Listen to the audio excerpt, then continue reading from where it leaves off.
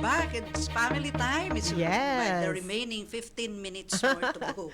So, Sa lakot pa kita iheras. Sige lang, sis. Opo, tabi, mga katiwala. Kasubago po kon ang pig-share me is the Holy Spirit as the giver.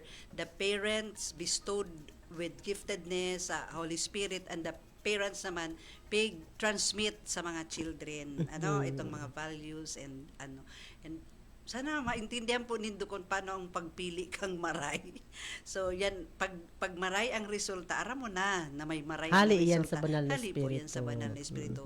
And kung may ginibo ka na bako maray, tapos ang naging resulta maray, giniya ka kan Yes. banal na espiritu. Pero of course, we do not wait for the result, for the consequence, bago tamamati na, ay, hali ini sa spirit, banal na spirito. Dapat, dyan pa sa pinagpaplano tapos sa nang gibuhon, nagdi-decide na kita kung inihali sa banal na spirito o dae. And then magmalingaw po, mga katiwala, magpasalamat. Yan. Blessing. Kaya prayer pa din.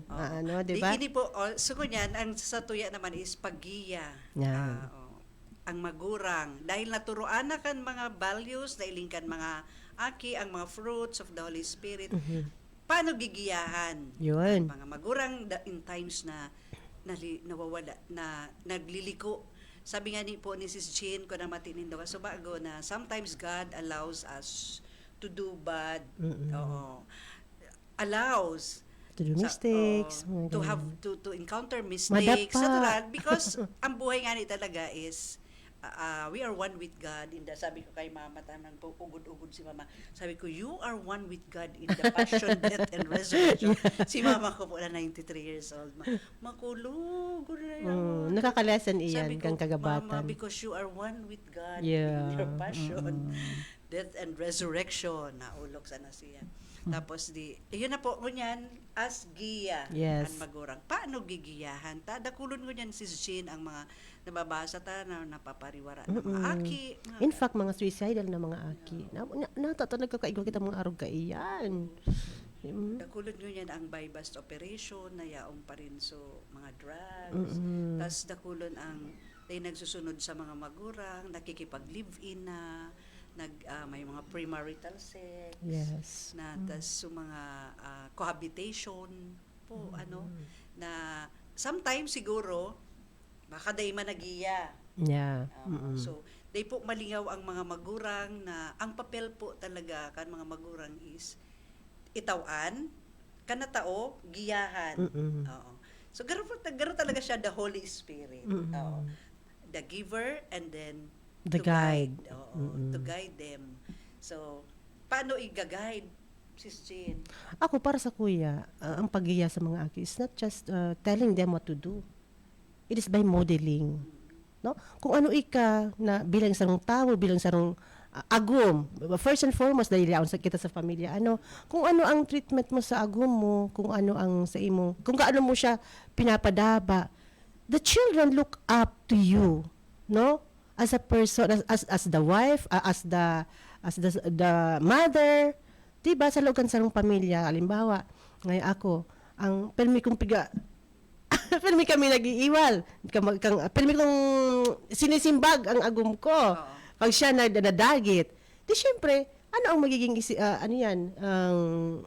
nasa sa isip, nahiling kan aki, na pwede pala magsimbag, pwedeng mahiling niya na bako ako submissive sa agum ko. So, man gigibuhan ka sa kuyang aki, sa samuya. Kasi nga, ika nga mama, masimbagon ka. Di ba? Bako kang maray na ina, bako kang, di ka nagpadala ni magayon. So, modeling is very important. Kaya sabi nga sa research personal director. Sira ang nagdidirect sa indaang and then sira pa rin po ang intercessors. Kaya remember po, na walang script ang buhay pamilya. At wala man pati eskwelahan para Yes. ma-perfecta ang pagpapamilya. All of those are giftedness, a gift of the Holy Spirit, gift from God ang sa tuyang pagmamagurang. Opo. Kaya nga po, ang daily encounter with our children and spouses. Yun po ang mga opportunities, no, na maipahiling ta kung ano ang kung paano kita giyahan kang banal na espiritu. And igwa po kita ki mga prayers for the husband, prayer for the wife, Yun, prayer importante for the hon. kids, Yes. prayer for the daughter. Ayan. Bago sila mag-arali sa harong, bago sila magkaraturo, no? Even your husband, Oo. 'di ba? Pag nagtataning ka na, tabako man kang pirmi sabay magkaturo. I-pray over. Yeah. Pag iuyaman ka sa ano mo, o mga, hello mga wife, pag iuyaman and husband dyan, kung si Sen iuyaman, pagkaturog, i-pray over tabian ago. Yes. Yan. Ako po, igibo ko yan. Hello daddy. Namati din do. Hello po, pray over. Because sabi nga ni, as the earthly Holy Spirit ang mga parents, sila po ang tabang ninda, especially sa mga aki na harayo na po sa inda, is permi magpangadji. Permi ko na mati si mama kaan na gabus ko kamupig papangadji, permi ko kamupig sasabay sa pangadji. Very important. Sayang we are nagtataram lang kita sa ano yan kang mga ina ano. Oo. Gusto kong madangog man ang kuyan ko ta na kang mga ama. Ano, di ba? Para ma-complement yung ano ta, yung ginigibo ta as wife, as mother, sa satuyang mga aki. Ika sa experience mo, ano ang magayon na nahiling kan mga aki mo kay brother? Ay sus ko da kulonon haluyonon magharali sa kaunanta, grabe ang ituturo na mga whatever pero Sa istorya, ano? Sa pag nagkakarakan. grabing istorya. Pag nagturo ka minsan, gusto na mag-arali ka pero iyan ang kagayunan po na nailing ko is nagdarakulaan mga aki nag-iedad, may respeto, nagsusunod, nagtutubod sa muya mag-agum. And even syempre sa muya kaya ni agum mas madaldal siya kaysa sa kuya. Mas mataram siya kaysa sa kuya. Kaya kung baga ang guidance and pagirumdum of many things, especially sa realidad, sa mga nangyayari, duman talaga nakukuhaan mga aki sa iya. Yeah, wow. Duman talaga sa iya na nakukuha. Pero ang kagayunan kaito igwa siya talagang pro ano talaga siya.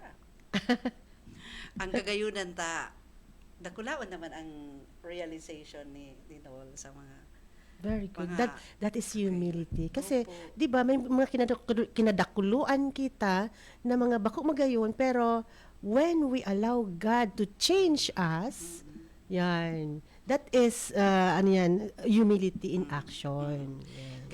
Kasi you cannot change talaga the person. It's only God. If it's only the person who would allow God sa buhay niya, saka siya matatransform. Kaya po kung napapagal na po kita mga magurang dyan, mga katiwala, sa pagpagirumdum, sa paggiya sa mga aki, ipaubaya ta na yan sa prayer sa mahal na Correct. Diyos na lang. Kasi baka da pagparatunungan, ang luwas, iriwal. Iyo baga. Lalo so. Pero ang panawagan mi man po sa mga nagiging adult na din ng mga aki and sa mga aki pa is igalang po ang mga magulang. Right. Especially if you know naman na ang pigtatao sa Indo kamarayan. Correct. Oo. Natatataram ko especially if paano kung dae ba igwa ba kidae Pero ano mo, Ate Shi, ang saro sa gusto ko pang ikahiras is, ay hello dapat, watching si Daddy watching. Hello Daddy. hello, brother. Ang saro sa gusto kong ikahiras talaga is pagkaigwasin daning connection sumagulang sa mga aki. How can they do this? Istorya sana. Sige sanang istoryanin do. Lalo na kami mga kami ninong kasi mahilig mo kami magpara-istorya kang samuyang pas, samuyang ginikanan, kung paano kami naging mag-ilusyon, kung paano kami nagkamidbidan and how our relationship grew.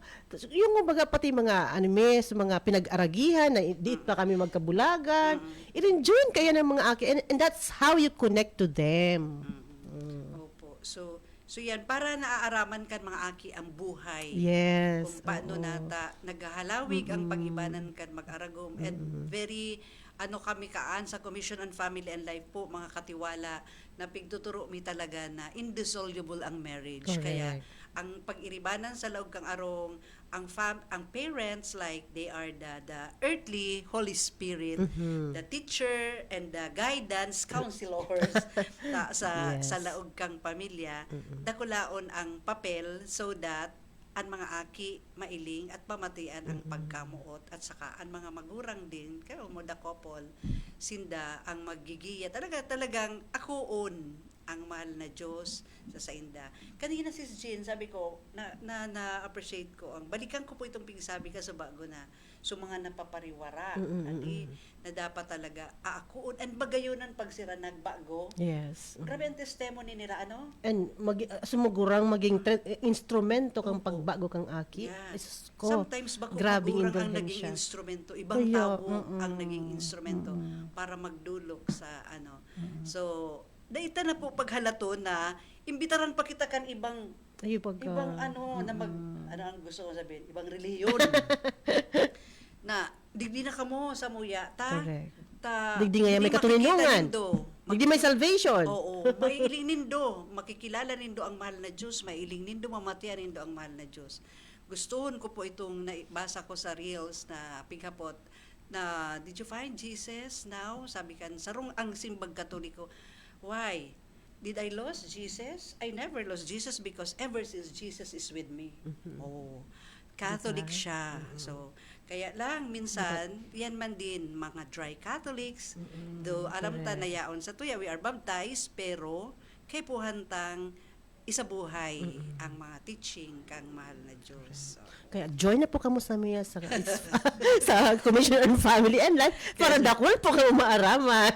opo, and maugma na igwa po ki community and sa indo pong mga sa pamilya na igwa ki mga nagme-member sa Yes. parokya or sa diocese. Kung may mga pangapulan po sa inyo, mga invitation, na mag-member nga kamo sa Couples for Christ, sa Singles for Christ, sa mga aki nindo, Youth for Christ, Sa ME. sa ME, Marriage Encounter, sa BCBP, please don't hesitate to say yes.